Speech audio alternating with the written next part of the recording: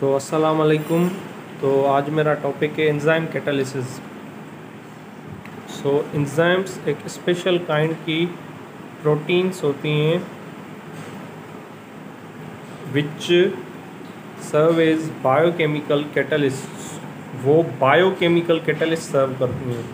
हम बायोकेमिस्ट्री में देखते हैं कि बहुत से बायोमोलिक्यूल्स होते हैं।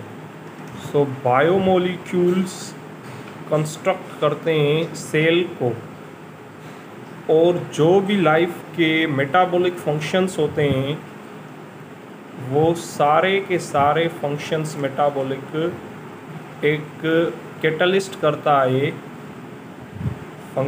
मेटाबॉलिक फंक्शंस वो एक मेटाबॉलिक फंक्शंस जो है वो एक कैटलिस्ट करता है, जो है एंजाइम्स। सो एंजाइम्स जो हैं वो एक बायोकेमिकल कैटलिस्ट हैं, जो यहाँ पे हम देख सकते हैं।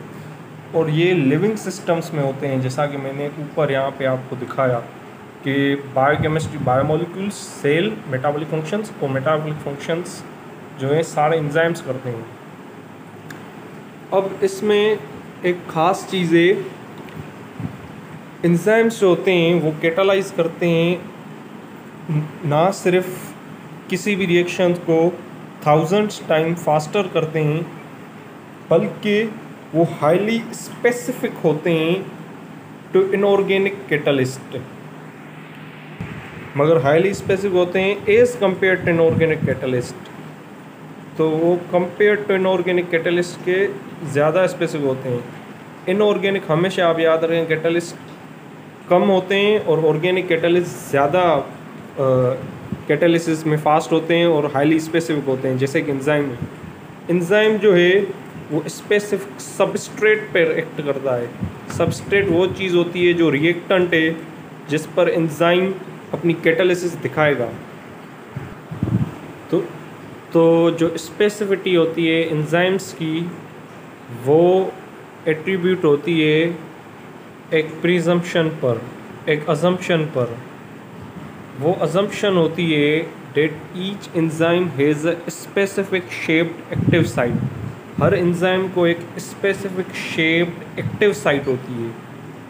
तो ये एंजाइम में एक वो जगह होती है जहाँ पे मेटाबॉलिक फंक्शन होता है। मैं आपको डायग्राम भी लास्ट में दिखाऊंगा।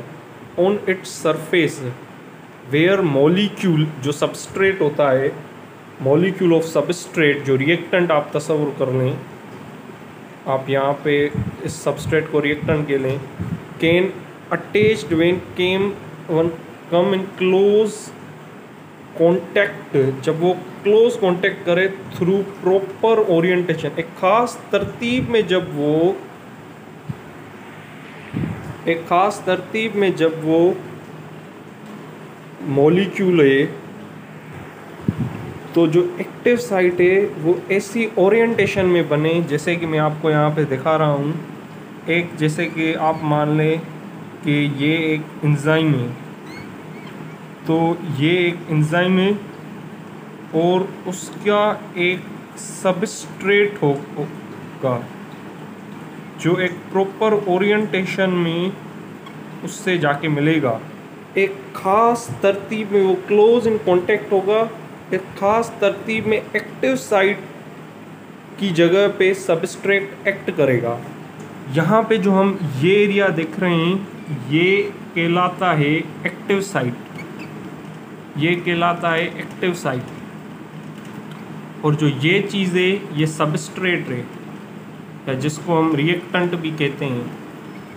ठीक है, जैसा कि मैंने यहाँ पे लिखा हुआ है।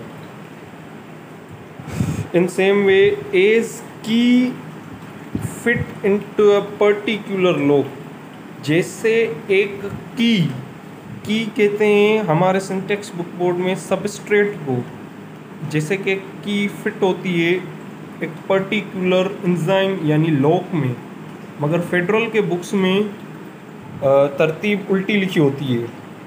वो आपकी मर्ज़ी, आप जिसको भी फॉलो करें।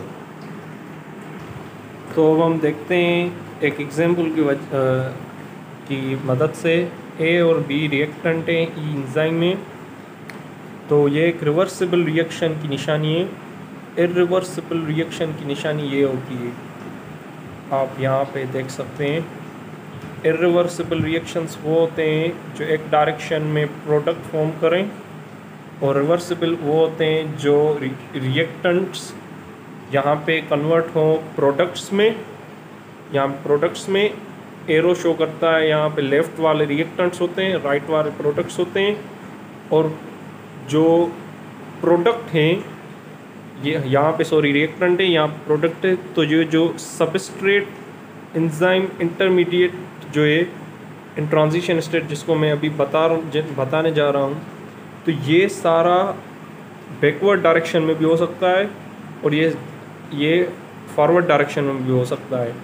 तो इससे कहते हैं रिवर्सिबल रिएक्शन। ठीक है, ये आप केमिकल इक्विलिब्रियम में भी पढ़ते हैं। ठीक है, तो सबस्ट्रेट एंजाइम इंटरमीडिएट इन ट्रांजिशन स्टेट।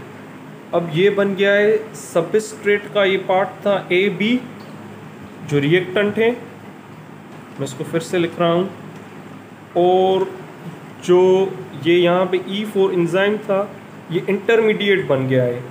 ठीक है, अब इंटरमीडिएट मीनिंग क्या है इसको आगे हम समझते हैं। इन ट्रांजिशन स्टेट, ट्रांजिशन स्टेट हम उस स्टेट को कहते हैं जहाँ पे अभी चेंज होना है। ठीक है, मीनिंग वो एक फॉर्म से दूसरे फॉर्म में अभी जाएगी। जैसे कि यहाँ पे हम देख रहे हैं कि यहाँ पे प्रोडक्ट्स बन रहे हैं और ये यहाँ पे एंजाइम सेम है, क्योंकि एंजाइम कैटलिस्ट है, वो रिएक्शन को सिर्फ फास्ट कर लेगा, ना कि खुद यूज़ होगा, और रीजनरेट हो जाएगा लास्ट स्टेप के लास्ट में।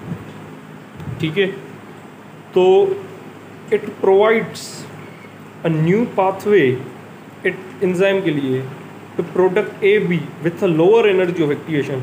और इसका भी कॉन्सेप्ट होता है कि एनर्जी ऑफ एक्टिवेशन लोअर किस है, वो भी मैं आपको दिखाता हूँ डायग्राम के